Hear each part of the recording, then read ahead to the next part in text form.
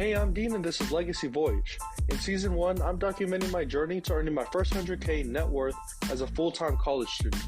Join me as I share some of the lessons I learned along the way.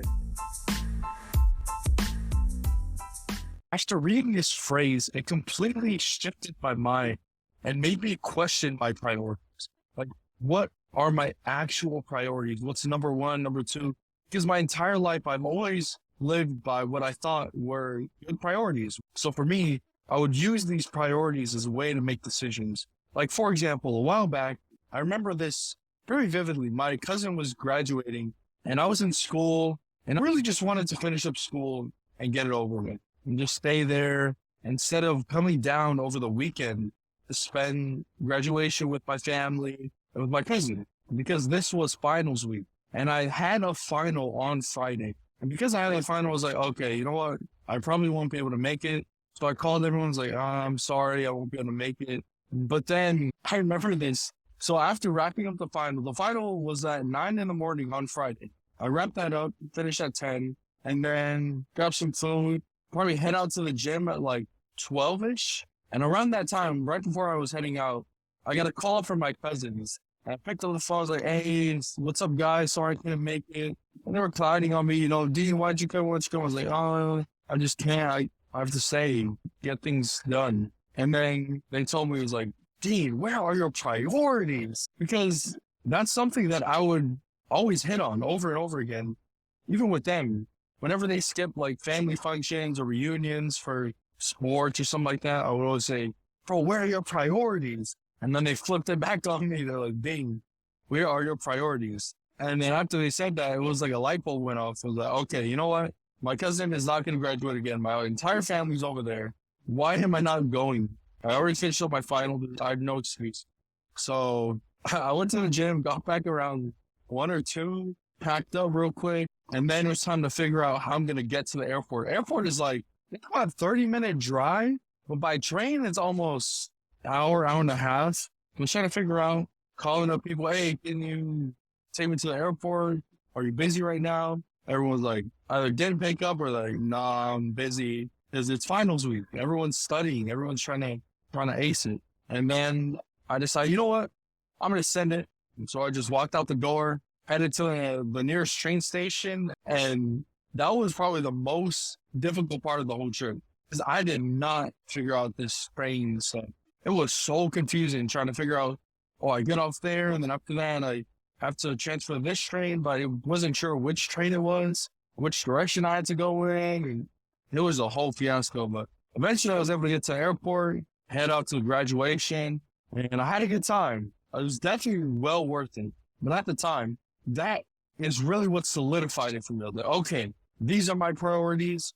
I'm always going to use them whenever I try to make decisions. And that's something that I live by. And my priorities were family is always first. Family's number one. After family, then comes everything else, like school and my career and all the other stuff that goes into living. Family was always number one too. And then I read this book, and then I was like, oh, dang, never mind. And the book is called Almanac of Naval Ravitkant.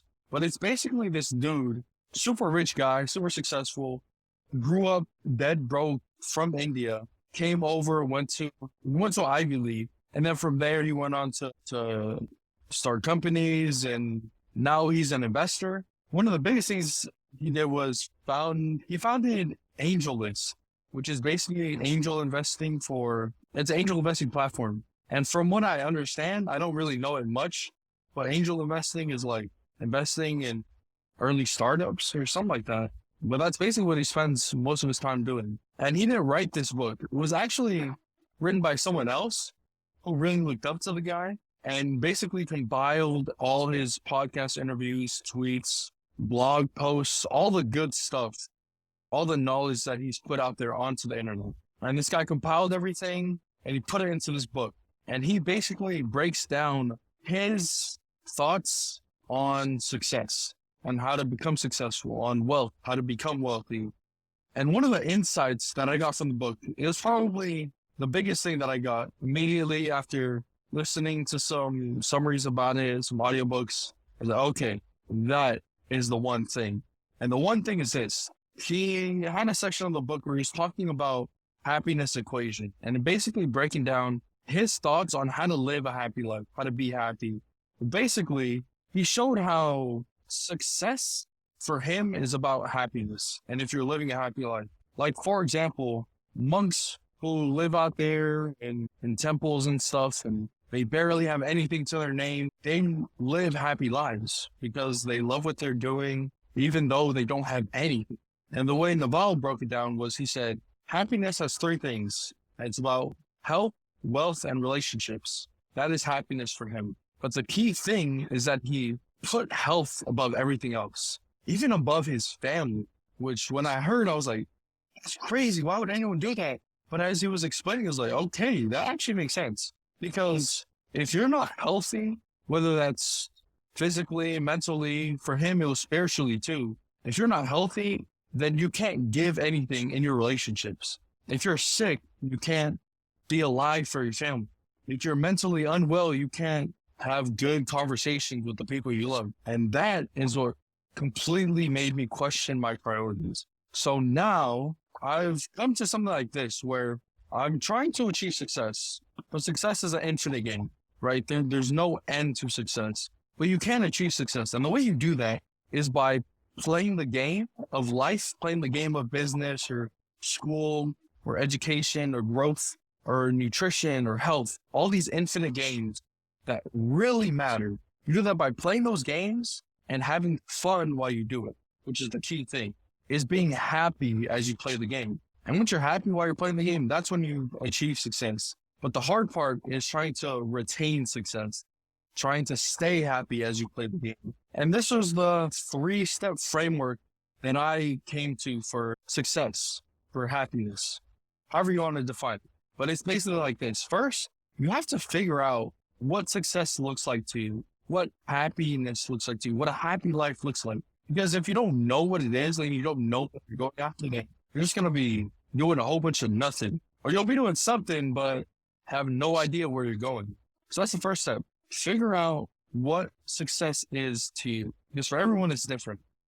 So once you've figured out what that is, then you can move on to step number 2. And that is being happy as you try to strive for that success. And being happy as you attain that success, enjoying the process. That's step number 2, because once you've achieved that, then you can move on to step number 3, which is the hardest part of it all, is trying to retain it, trying to stay happy as you play the game. So here's an analogy. I'm kind of thinking of it on the fly, but bear with me. Basically, an infinite game is health, physical health. Like you can't just lose 20, 30, 40 pounds. You can't just lose the pounds and be like, okay, I'm done. I've achieved success. That's it. Because as soon as you do that, guess what? The weight comes back on. And I know this from experience. I lost the weight. I was down to like 17% body fat. I was feeling super good about myself. It's like, man, this is awesome. I can ease off the gas a little bit. I've achieved success. And then I go into college and boom, life hits me. Big slap in the face from college. And then there I gained, I think it was about 30, 40 pounds. Got all the way up to 26% body fat. Oh my goodness. Got all the way up there because I was easing off the gas. So like, okay, I've achieved success.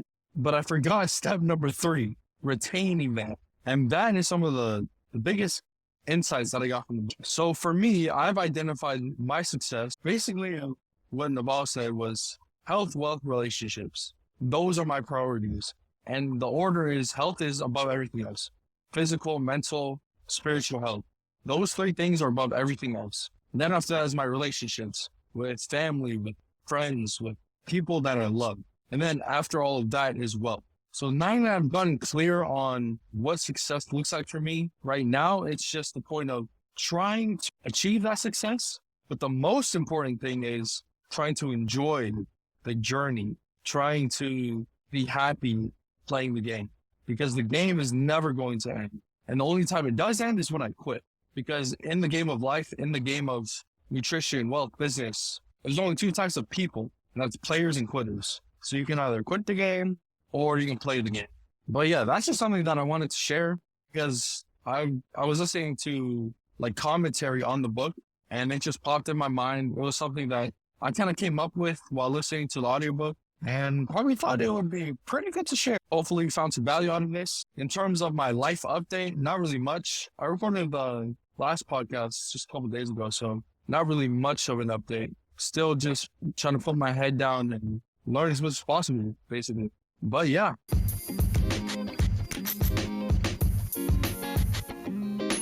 I record these episodes completely free to share success with everyone. So the only thing I ask is that if you learned anything or found something interesting in this episode, just leave a review and share it with a friend. Only takes 5 seconds and it would mean the world. Thanks, and I'll see you in the next episode. Tatok, see you.